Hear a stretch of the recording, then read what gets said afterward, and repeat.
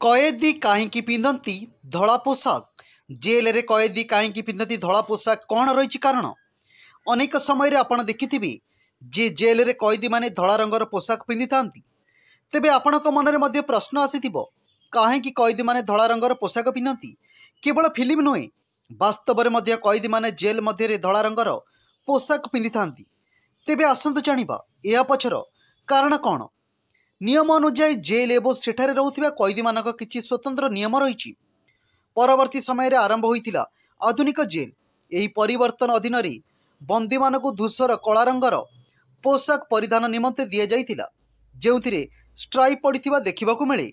या व्यतीत जदि कौनसी कैदी जेल रु पलायन करुछंती तेबे एही भिन्न रंगर पोशाक कैदी को धरिबारे सहायक होइताय।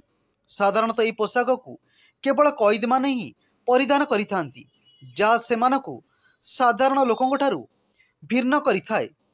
एभली परिस्थिति रे जदि लोक माने पलायित कैदी को देखुचंती तेबे सेमाने पुलिस को सहाय्य करि परिबे। अन्य अर्थरे कहले कैदी मानकु अनुशासन करिया पई लज्जार प्रतीक भावे कैदी मानकु एही पोशाक परिधान करबाकू दिया जाइथाय।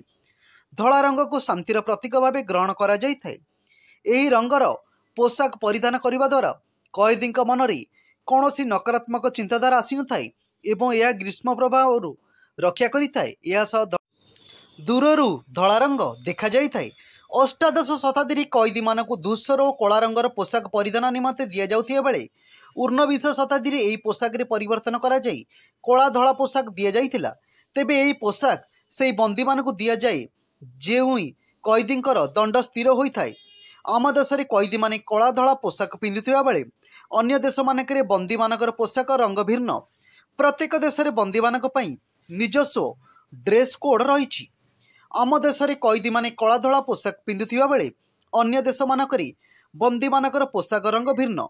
प्रत्येक देश रे विभिन्न प्रकार ड्रेस कोड रही।